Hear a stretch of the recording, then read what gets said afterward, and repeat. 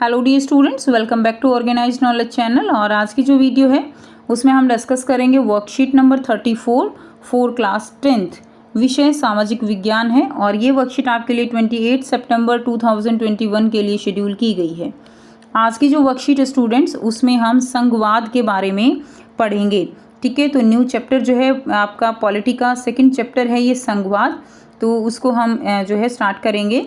सो worksheet शुरू करने से पहले बेटा प्लीज़ चैनल को सब्सक्राइब कर दीजिए, बेल आइकन को प्रेस कर लो ताकि आपको आने वाली वीडियोस की नोटिफिकेशन वो समय से मिल जाए। सो देखिए क्या दिया गया है, संघवाद शासन प्रणाली की प्रमुख विशेषताएं। तो संघीय जो शासन प्रणाली है उसकी क्या क्या विशेषताएं होती हैं।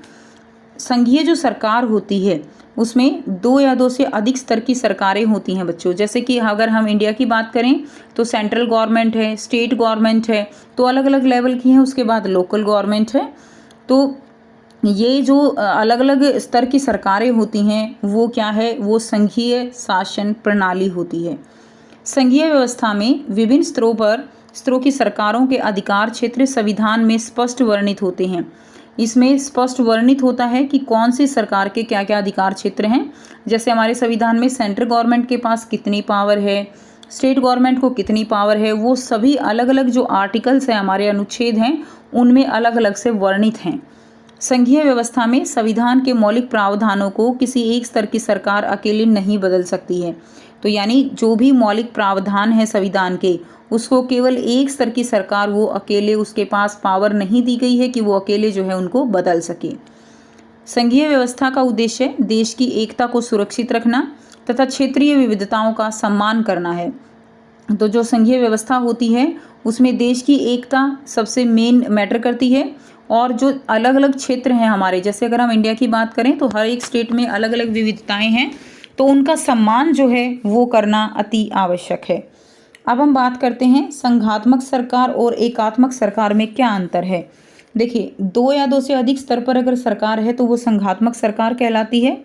और अगर शासन का एक ही स्तर है, ठीक है, और बाकी जो इकाइयां हैं वो उसके अधीन होकर कार्य करती हैं, तो वो क्या कहलाती है, वो एकात्मक सरकार कहलाती है। क्लियर बच्चों। संघात्मक सरकार दो या दो से अधिक स्तर की सरकार होगी, एकात्मक में एक ही स्तर होगा, बाकी जो काम करेंगे ना वो उसके अंडर काम करेंगे। यानी एक तरह की आप कह सकते हो जैसे तानाशाही होती है, मोनार्की होता है, एक राजा है उसके अंडर सारे काम कर रहे हैं, वो एक टाइप की एकात्मक सरकार होती है। नेक्स्ट देखिए, केंद्रीय सरकार राज्य सरकारों को कुछ विशेष प्रकार के आदेश नहीं दे सकती।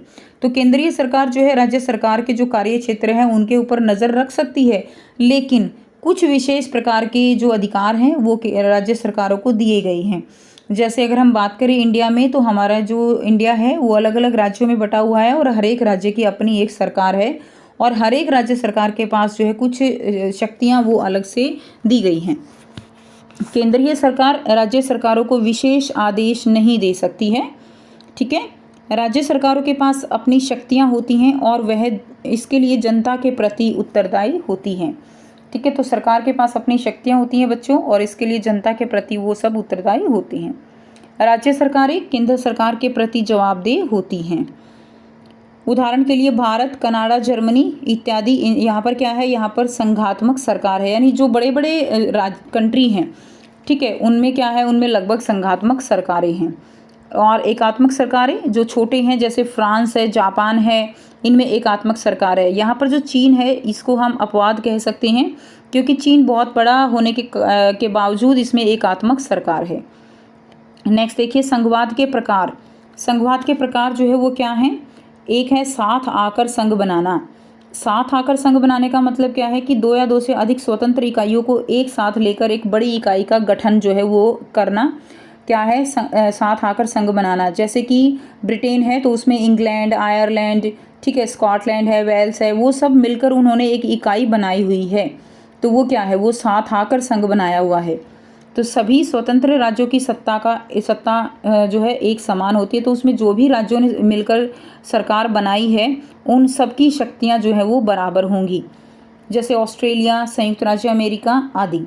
साथ लेकर संघ बनाना, इसका क्या मतलब है, एक बड़ा देश अपनी आंतरिक विविधता को ध्यान में रखते हुए राज्यों का गठन करता है और इसमें केंद्र जो है वो अधिक शक्तिशाली होता है, जैसे भारत, जापान। अब भारत देखिए, भारत बड़ा है लेकिन इस हमने जो है भारत में क्या किया हुआ है, भारत में जो राज्य जो है उसमें विविधताओं के अनुसार बांटा हुआ है। तो ये क्या है, ये साथ लेकर संघ बनाना है।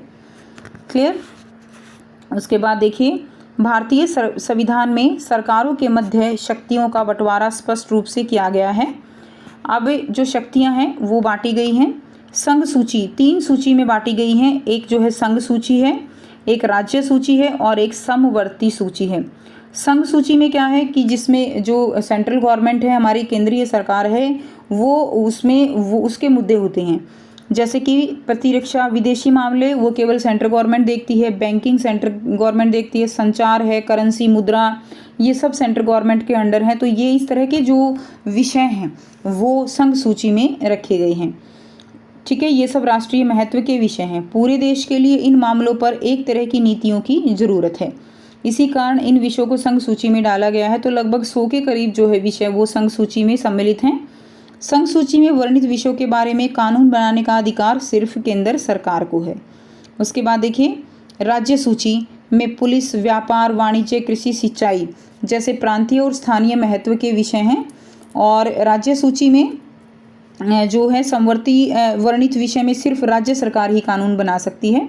नाम से ही पता चल रहा है, राज्य सूची में राज्य कानून बनाएगी, संघ सूची में जो हमारी केंद्रीय सरकार है वो कानून बनाएगी।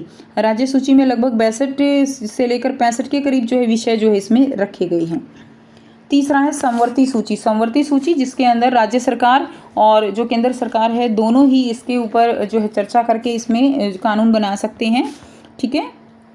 समवर्ती सूची में शिक्षा, वन, मजदूर, संघ, विवाह, गोद लेना, उत्तराधिकार जैसे वे विषय हैं जो केंद्र सरकार के साथ राज्य सरकारों की साझी दिलचस्पी में आते हैं। इन विषयों पर कानून बनाने का अधिकार राज्य सरकार और केंद्र सरकार दोनों को ही है।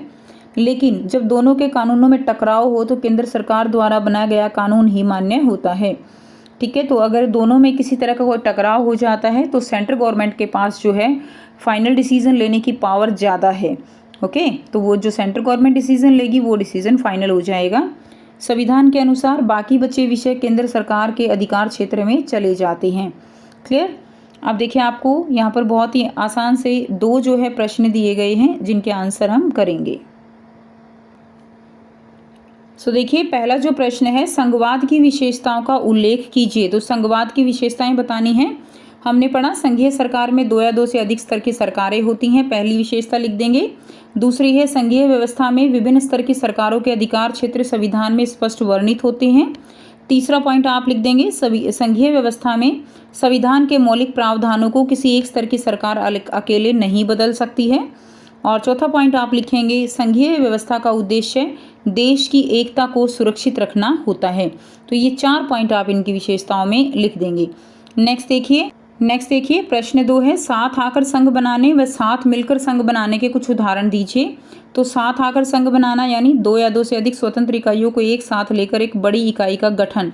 सभी स्वतंत्र राज्यों की सत्ता जो है वो एक समान होती है, जैसे ऑस्ट्रेलिया, संयुक्त राज्य अमेरिका आदि।